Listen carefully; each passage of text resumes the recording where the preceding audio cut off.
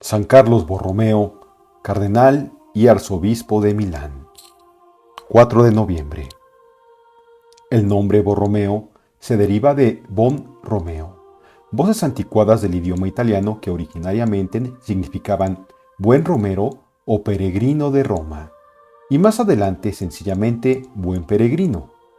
Con estas dos palabras, bon Romeo como apellido, solía San Carlos firmar las cartas en los años de su juventud.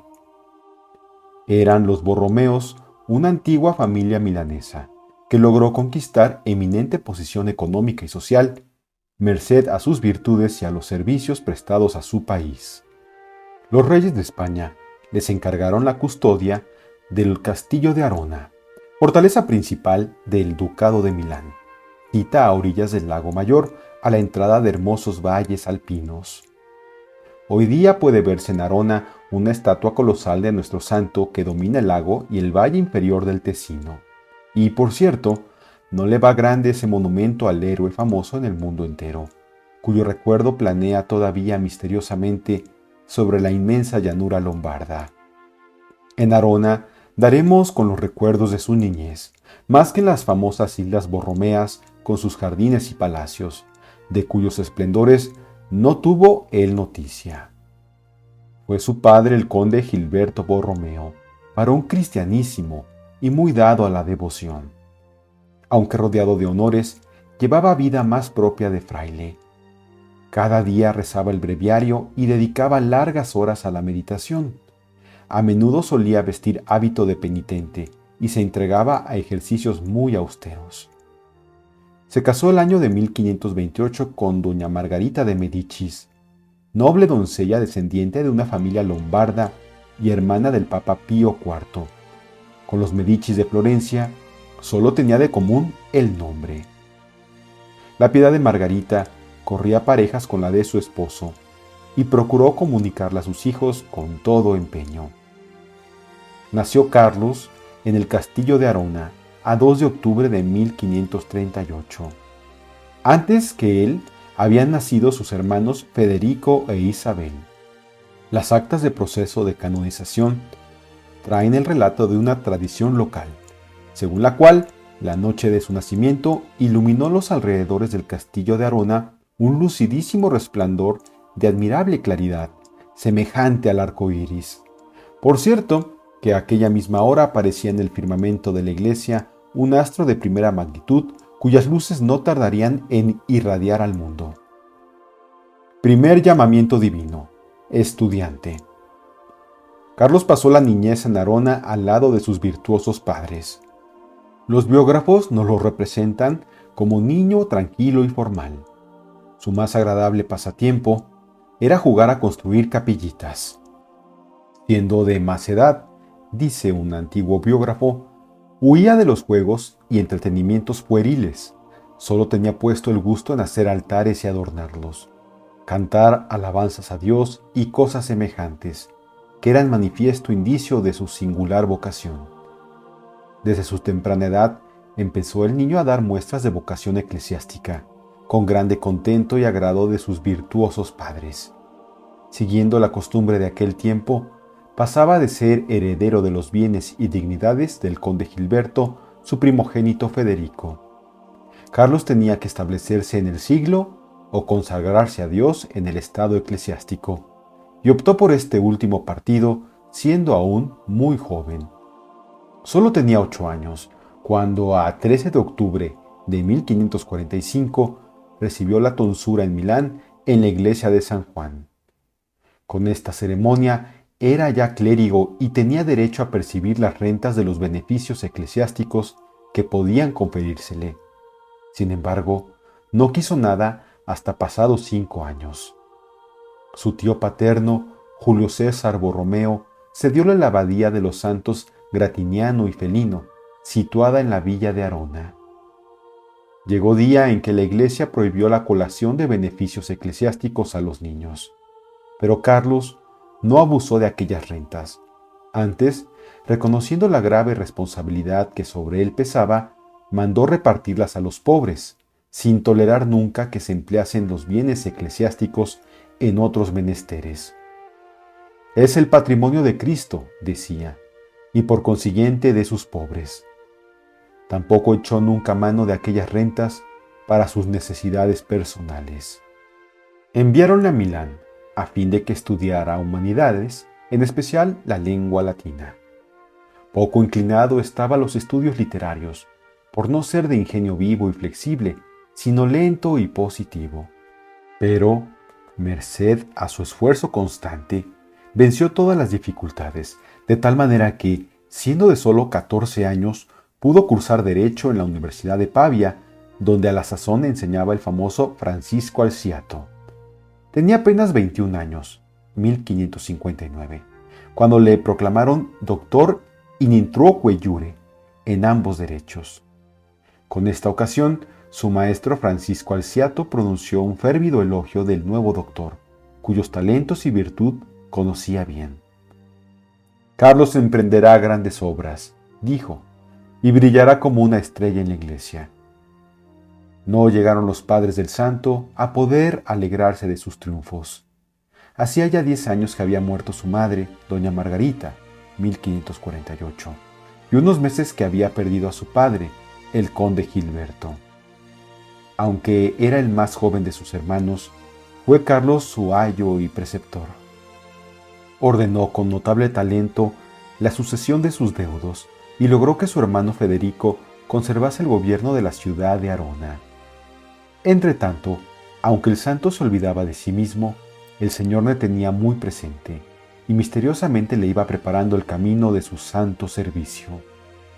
A poco aconteció un suceso providencial que iba a dar a la vida de Carlos dirección definitiva. A 26 de diciembre de 1559 fue elegido papa su tío materno, Juan Angelo de Medicis, consagrado con el nombre de Pío IV, el 6 de enero de 1560.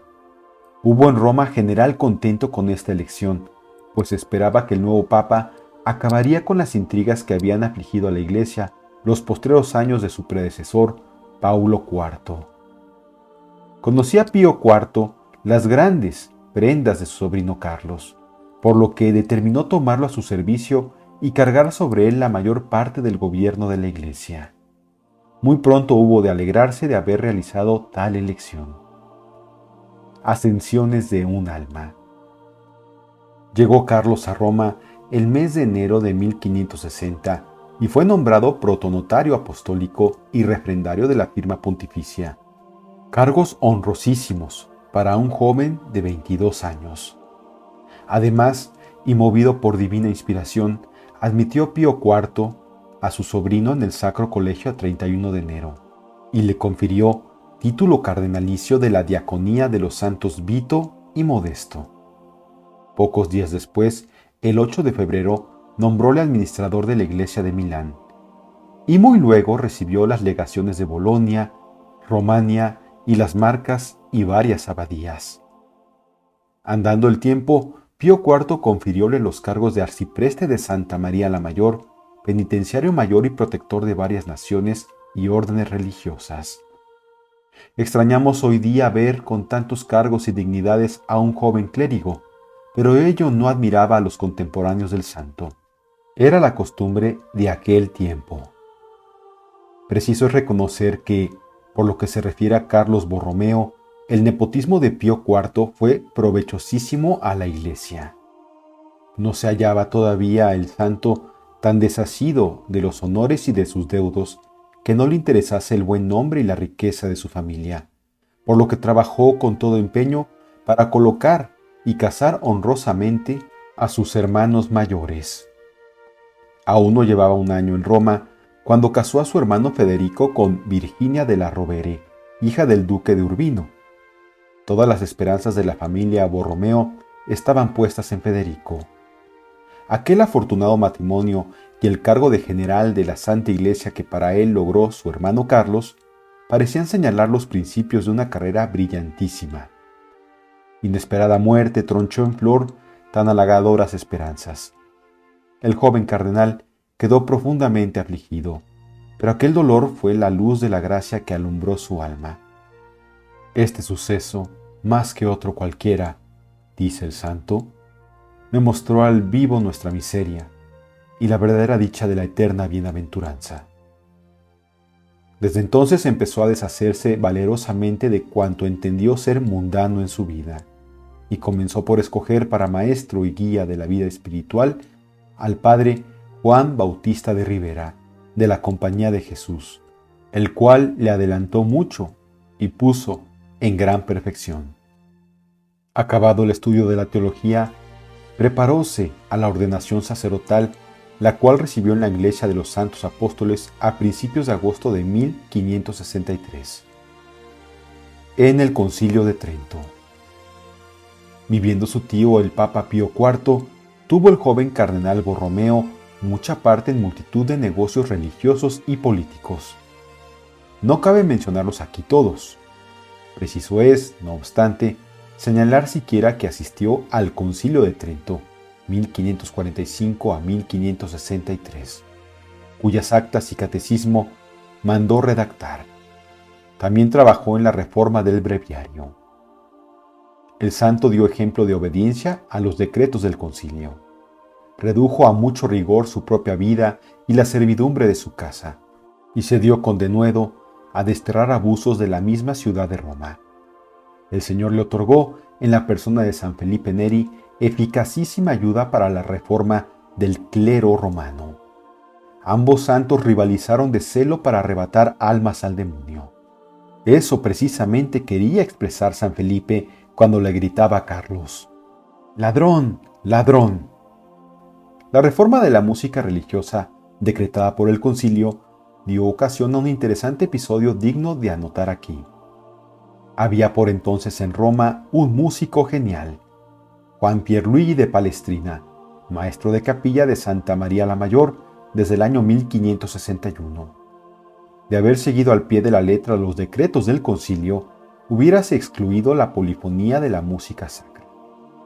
Como Pío IV, que era músico, no se hallaba dispuesto a su presión tan radical, buscóse una solución. Palestrina la dio magníficamente. Compuso 3 misas que se cantaron ante una comisión cardenalicia y despertaron vivísimo interés. La tercera, llamada Misa del Papa Marcelo, pareció obra magistral. Sus armonías sencillas y profundamente religiosas aún conmueven a los fieles de hoy día, como conmovieron a Pío IV y a los cardenales romanos de 1564.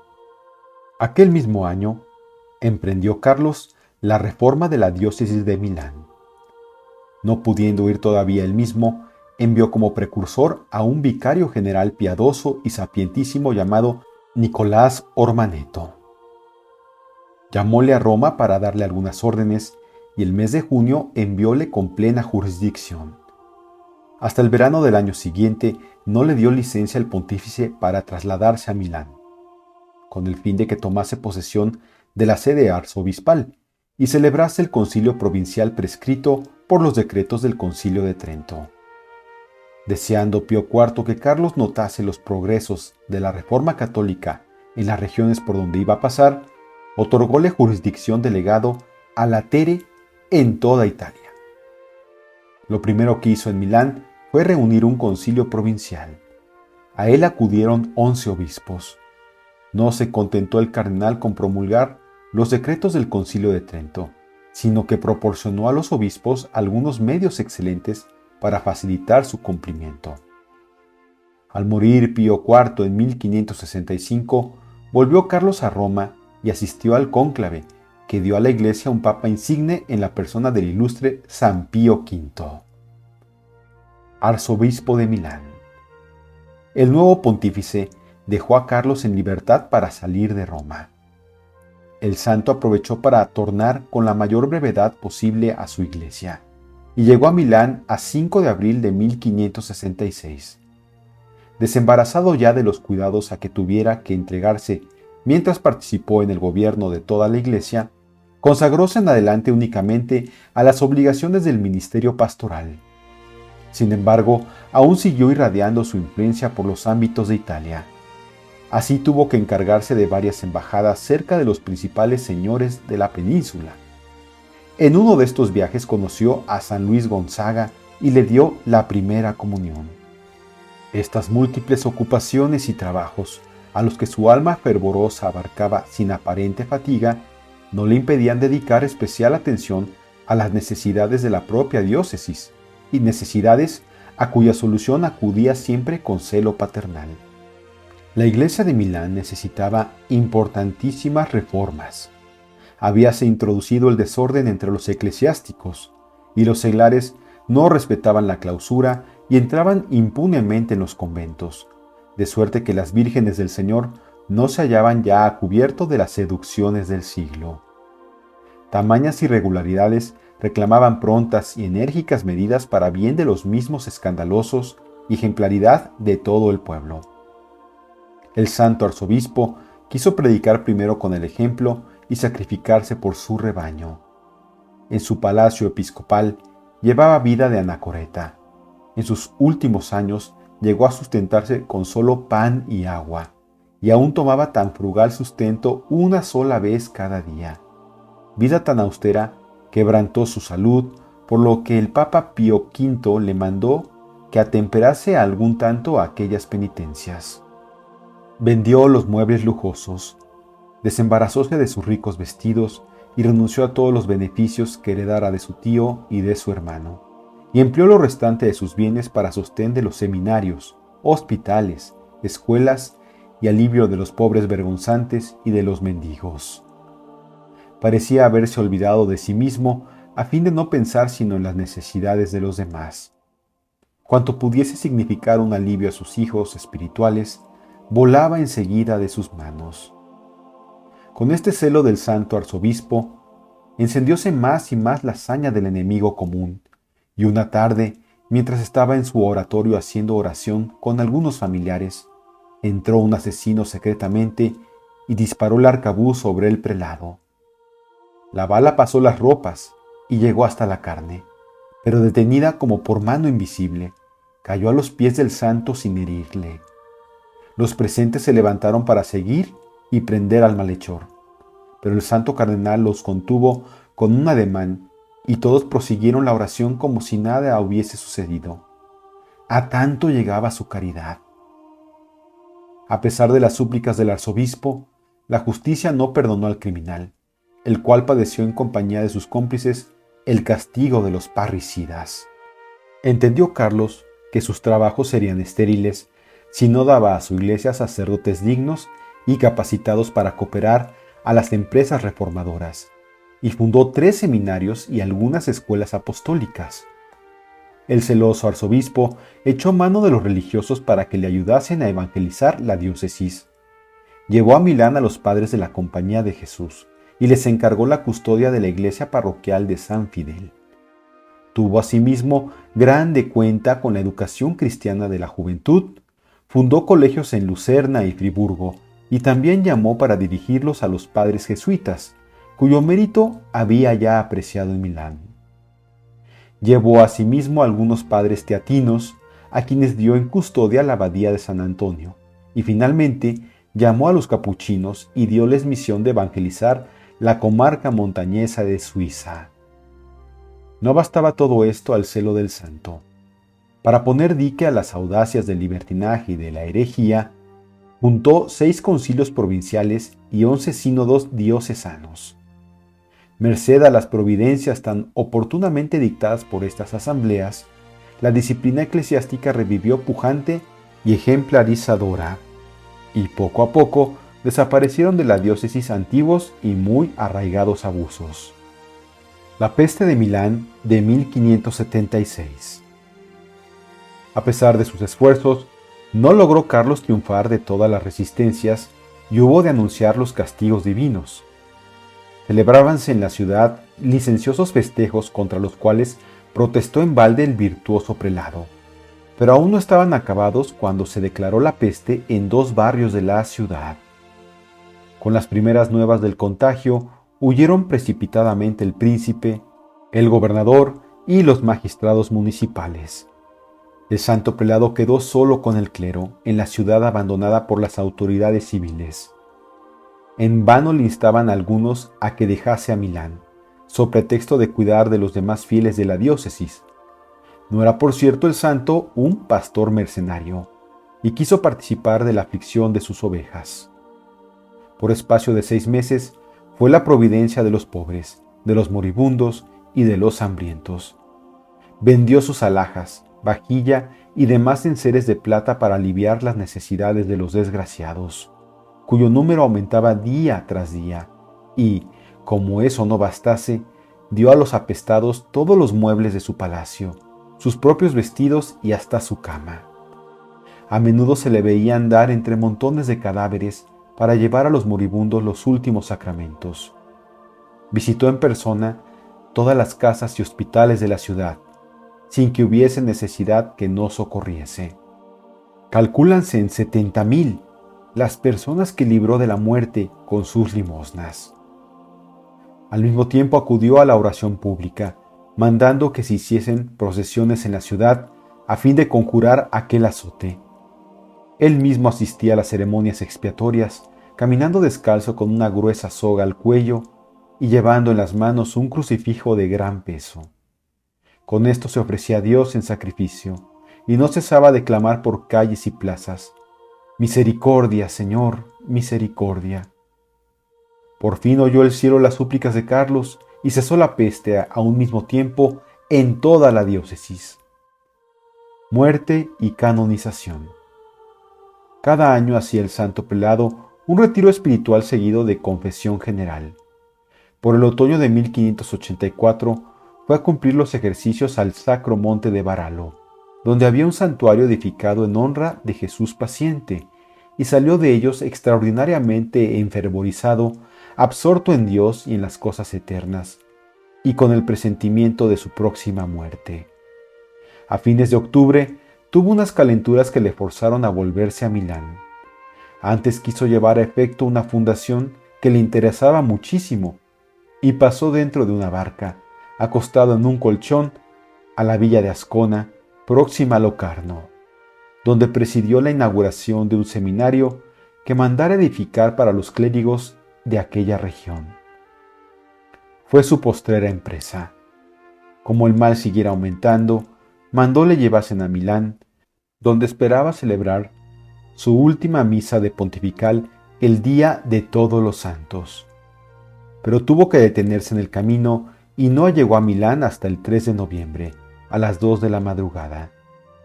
Hizo poner un altar en su aposento y un cuadro de la agonía del Señor en el huerto, sobre su cama.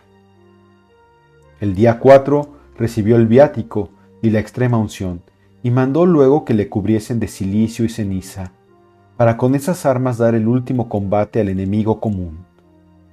Conocido su estado por los fieles, llenaron esto las iglesias para implorar la curación del amado pastor, y acudieron luego a las puertas del palacio episcopal. A las 3 de la tarde anunciaban las campanas su muerte. Fue beatificado 20 años más tarde y canonizado por Paulo V el día de Todos los Santos del año 1610. Guárdanse y se veneran las sagradas reliquias en la Catedral de Milán.